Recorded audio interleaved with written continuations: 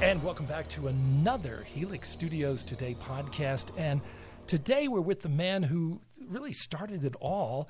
It's Keith Miller. Keith, it's almost incomprehensible that someone that I followed and basically cyber-stalked you for years and years is seeing what you were doing, and then to have a chance to work with you. Does it seem real, all the years that have gone by now, close to 2 decades of doing hot, erotic, gay entertainment? Does it seem like a dream, or how does it seem to you? Well, Kurt, it's nice to be here. I can tell you it went by like a flash. It's amazing. 20 years seems like only yesterday when the first scene was filmed and the first release went online and the first DVD was sold. It's incredible. And what about the technological improvements? I remember when I first started seeing you, there are these little tiny moving images on the screen.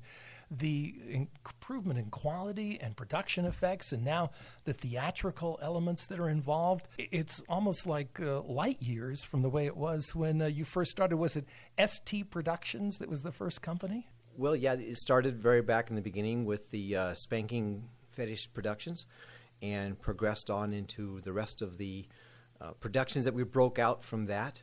I think ST was the very earliest start of the way we named it, which all then became Helix under one name. Why did you pick Helix? Helix, at the time we had 5 or 6 different studio names, and it was just easier to bring everything under one umbrella corporation and umbrella studio, and Helix with its interchanging DNA seemed very appropriate for us. And here in Las Vegas, we have a Helix Electric company, too. I always think that's kind of an interesting combination. I found out that there's Helix companies in virtually every industry across the globe. It's one of the most popular names for a company. It's pretty interesting.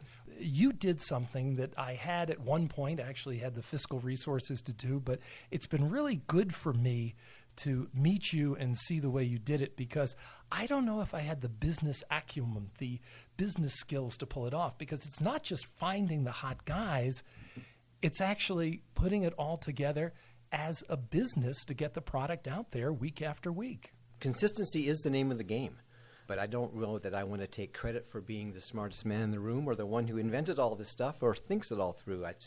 I think sometimes more a process of elimination where after 19 years I've made so many mistakes, I'm only left with a few of the good ones left to do, okay? So I've tried it all, made the mistakes, and moved on with it. So hopefully we've figured out the right path forward and can take this to another 20 years now. It's going to be very interesting to do. Well, talk about some of the elements that are going forward. It seems that Helix, started with the spanking scenes and then the hot sex scenes, but now is broadening its range. It's still got the incredible erotica, but the talent that you find doesn't have to they have to have a hot body and they have to have a nice cock, but they also have to have a good head on their shoulders too. Well, absolutely, and nothing against any of the performers that Helix has ever had, but the current performers with all the different options that are out there and with the fan type of sites that allow them to create and have their own base, follow them and get rewarded is such a difference from 20 years ago when there was none of those outlets available and none of that for the model. And so it was it's much more model friendly now. The models have much more opportunity for themselves, and that's really something that is really powerful to see. How do you see Helix going forward with what you mentioned, the things you've got, the Chatterbait, you've got the OnlyFans? Helix, of course, predates all those. How does it all mesh into play? Fan sites are always great because they work in conjunction with a site like ours. Fan site gets you connected directly to the model and it lets you meet them on a more personal basis. A company like Helix, we have a studio. We're tasked with bringing together various performers, getting them into situations where we have a storyline. We create a movie, a DVD. We create an event around it. We try to do that in order to be able to entertain our fans. Not only do we introduce them, the fans, to all these entertainers, we help present them and advertise them and market them and showcase them to the world. And what we bring and add to all the rest of it is marketing, and training. There's so many things that we can add to the model and to their experience in our industry. enhance their skill set. It totally enhances their skill set. Absolutely, and their exposure too, which is an amazing thing. Now, let's go back in time to the turn of the century. And we both were younger men at that time. Were we indeed? Yes, you did what I thought about doing, what I contemplated doing, but in the end stayed on TV and didn't do. What were you doing, and what was the pathology that led you to create Helix? How did it get started? Well, it really had nothing to do with wanting to start Helix. At the time, in 2002, I was hosting monthly spank parties at my house. I also owned nightclubs and several different gay establishments back at the time in Fort Lauderdale. And I hosted a spank party on a monthly basis. And then one day I read an article about how a young man in England had taken some spank videos that he filmed of himself and sold them on the internet and paid for his schooling. So I said to myself, wow, this is interesting. I wonder if I could spank people online as well and make money from it. And so next night was the spank party, and one of the attendees, it turns out, it was actually one of the spankers that I ended up hiring to be on the site with me, and Professor Woods. And I said, T.J. Wood, and yes. I said to him, look, this guy did it on the internet. This is a video I filmed the other day with me spanking a person. What do you think? Do you think anyone's going to buy this? Do you think this could do anything? Do you think we could do anything with this? So I put it on the internet, and the next thing you know, we were 10 movies deep, and people were clamoring for more and more and more. And we quit filming just spank, started filming sex. Then we filmed sex only, and then we started to film non-condom. Then we filmed fraternity, and the next thing you know, we were Helix. And so we didn't start out with the thought of we're going to do something. We just started out with let's just produce content that we love, things that we like doing that we wanted to share with the world. And there were enough people in the world that liked it, that they supported it, and we're thankful for them, and they brought us to where we are today. Do you encourage the fans and the customers to give you comments, suggestions, critiques? How can a fan or a viewer give you their feedback? Is that something that you're looking to get? Well, it's hard to produce movies or film anything by committee or by open thing. What we like to say is that we're producing the content that we want to watch. I like that. This is what I want to see. And I'm fortunate that there are enough people that also want to see that. Now, we, of course, love feedback. We love to hear from the fans, and we love to hear from everybody. They always want us to film more content with individuals that, unfortunately, we can't film with anymore. So there's a lot of things that we're not able to do with our fans would like to do sometimes. But overall, yes, we love to hear feedback from everybody. We love to hear the parts that they want to see. We want to hear the stories that they want us to tell, ideas for things that we can showcase the gorgeousness of our boys. And you mentioned, it's funny how time moves forward. Probably one of the most famous scenes in Helix history was the Tommy Andrus Jesse Starr scene. And you were telling me the other day that you still are in touch with Jesse. Yes. And so that's got to be kind of interesting to see a guy who's now in his 30s, who you worked back with, is probably one of the hottest twinks in porn at that time. I've been incredibly lucky to be involved with and having filmed with some of the most incredible young guys over the last 20 years or so, it seems. And it's always a great pleasure when I'm able to stay in connection with them and see their lives develop and see them, come unto themselves and move forward. And he's no different. And what's fascinating, too, you mentioned this huge library.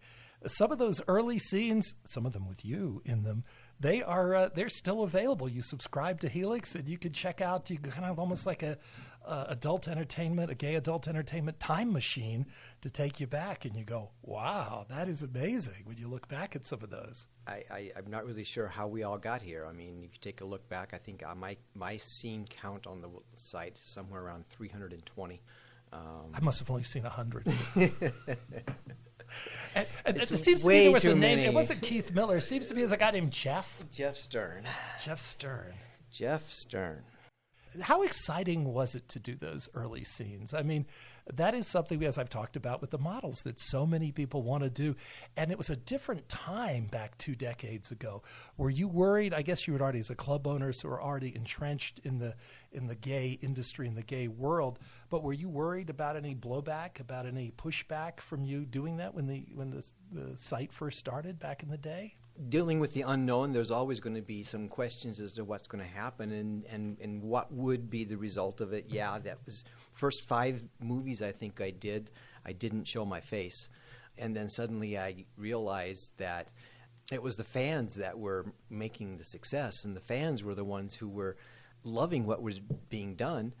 And I couldn't be afraid of the haters. I needed to embrace what we were doing and provide the proper entertainment for the fans, and they would reward us properly, and they did. And from that moment on, I showed my face, brought back everything, another 300 scenes later. Yeah, there's no problem with that whatsoever now. And you know what I'm finding, and it's just, as we're recording this, it's just a few podcasts that have been out, but I kind of braced myself for some pushback. And so far, there hasn't been any. And I think part of that is that we, with this podcast and speaking with you and the talent, I really pledge to be completely honest. And I think, it comes back to kindergarten, where honesty is the best policy. And I think it's people appreciate, no matter what line of work you're doing, being honest and being forthright with them. And it's been a surprisingly, to me, positive response so far that we've had to the podcast. Well, absolutely. And I think, we'll see how it develops over the next couple of months. But, sure. I think there's great potential for this, and it turned into something really wonderful. If you looked in your crystal ball in 2002, almost 20 years later, could you have any concept of what it is today? Could you even imagine the way it's progressed with well over 3,000 scenes available with a subscription to Helix Studios? We're up to almost 5,000. No way. How am I so far behind? Catching up to do. Right. If you're binge watching, it's going to be very I've only downloaded like 1,500. Could you imagine this when you first started? No, absolutely not. When I first started, like I said, I was just doing the little fantasy spank stuff. We were in no way pressuring any of the leaders of the industry at the time. Hot House, Falcon. Right. Those were all gigantic titans of the industry, sure. including Titan Media. Right. These are just gigantic individuals in the industry that we weren't even considered to be part of, to be next to, and it was more of a kink site, a kink site at that what time? We were, yeah. Spank this, right? And to see how that after 20 years has developed to where we've become what we are from that beginning is just absolutely amazing, and is not something that anyone back then would ever have imagined, not myself nor anyone else. Nor was it ever discussed. It was not. Right. We didn't start this. I didn't start this with, let's become a porn studio. No. Let's just, the start was, let's see how much this video we can sell. Is it still fun to run Helix after all this time? Oh, no, this is the best job ever. This is absolutely, I could not possibly ask for anything more. I have some incredible talent, friends that I've met, known for years and years, wonderful employees. To me, this has become my family of 19 years. The closest thing, it's truly amazing. It's the best job ever. I couldn't ask for anything better. It gives work from home a whole new meaning. Yes. Well, with everything that's going on, we're all working from home now. But the editing is easy to do. Everyone's from their house, and that's wonderful. Where do you see it going? I know it's impossible to predict the next 20 years, so we won't go that far. But the next couple of years, you're on Amazon Prime now. You've got a YouTube channel, Helix Studios TV, and some of those videos, I know there's one photo shoot that has well over, last time I looked, over 4 million views. There are well over 320,000 Twitter followers. I mean, this is a company that has power behind it. So where do you think you're going to take it going forward? How do you expand the brand and expose, in a positive way, even more people to Helix? Well, that is a very good question, and it's something that we've been very amazed to see happen. We spent many years trying to build our YouTube channel, and only recently have figured it out. In January of this year, it seems that we've gotten our silver play button Oh, for I saw that. YouTube, It getting looks over nice. 100,000 subscribers to that. And it's up to now over 140,000, I think. We're on Amazon Prime, as you mentioned, several seasons of episodes on there, all non-sexual, non-adult. All safe for work. All safe for work, with sex scenes in them that have been replaced with undercover scenes. So you're telling a they're story. legitimate movie production. So where's it going? Your guess is as good as mine. I didn't know when I started Spanking that we'd end up one of the larger studios in existence. Where do we go from here? I'm going to find out. We're doing non-adult productions. We're doing YouTube productions. We're doing Amazon Prime. We're doing our own XXX. We're working on things to work with the models and fan sites. We have products now. Some nice swag. Some nice swag. Yeah. So who knows where it can go? I mean, the world is our limit, and as long as we have really, really hot guys and they perform really, really well, we can use them in a lot of different areas. And I'm really looking forward to seeing where we can go with it. One of the guys I interviewed, one of your new talents, Jeremy Hall, he said to me, and I think this is so important, that watching Helix as a younger man, and I can't believe there are actually a couple of people that have watched underage. I find that just shocking. But he found that watching Helix helped better accept him for who he is. And I really believe if there was something like a Helix when I was a younger man, the profile of my life would have been different. Do you find, and I know some people would think it's absolutely opposite, how could you say this? But I think what Helix does helps society and helps people accept who they are and love themselves more. I agree with you on that. And I've heard from fans a lot over the years saying that very thing. Many have come up to me and expressed how they're watching us help guide their sexuality, help show them what they were, and help them understand what they liked and how it was. We've always attempted, or I've always attempted, even though that we were doing spanking videos, the spanking videos were more redemption videos. Okay, spanking is not about beating someone up. It's about admitting your fault, paying for it, and then moving on. Okay? And you've been a bad boy. This is the example of what we've been doing all along. This is not, our sex videos are sex positive. They're about love. They're about boyfriends and your exes and your friendships. It's not about an interplay between power. It's not about demanding something. It's not about forcing someone to do something out of their comfort zone. And that's what we're trying to bring out to people, okay? Sex positivity to the young people who are learning about themselves. It's not a negative thing where you have to be exploited. It's a thing where you're in love with your neighbor. It makes sense. You can have positive sex. You can have great sex.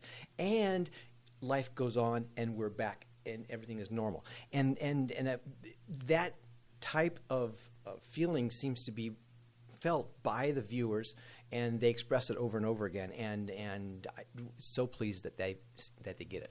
I think you're right, because there isn't this tremendous power imbalance that you see in some other scenes where it's basically both talents have basically equal power.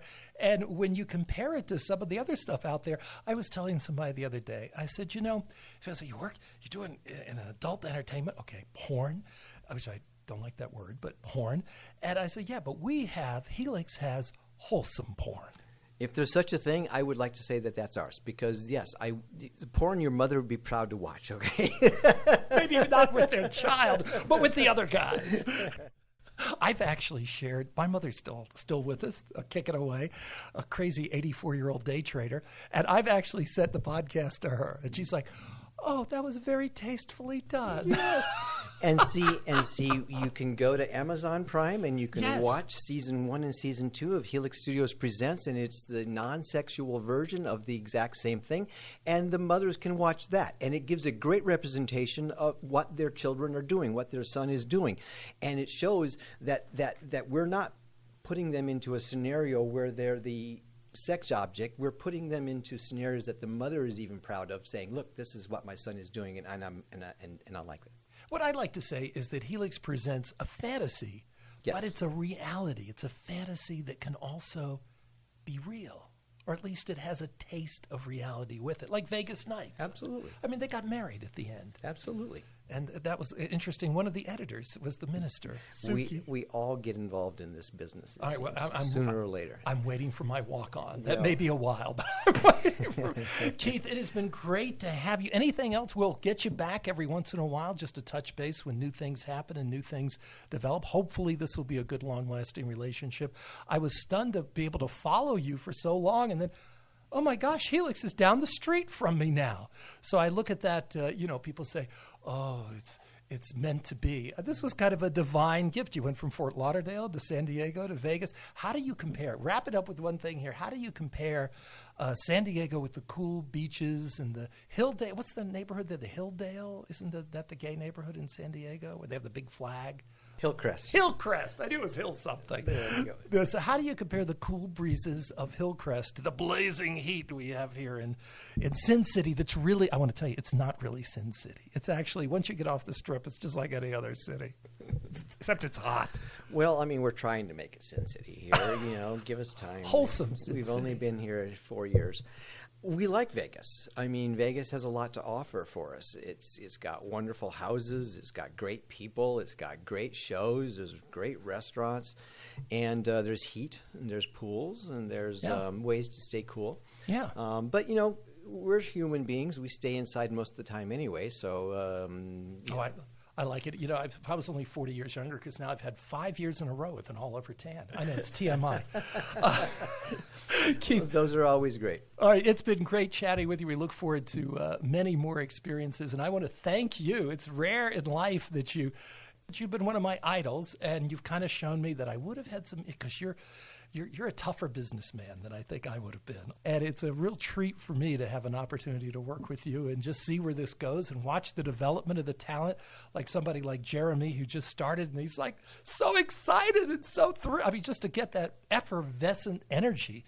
You're always encourage guys, young men who might be interested to have you take a look at what they could offer Helix. We're always looking for professional models who are interested in developing themselves and in truly being in this business. This business is all-encompassing. You're in the movie business.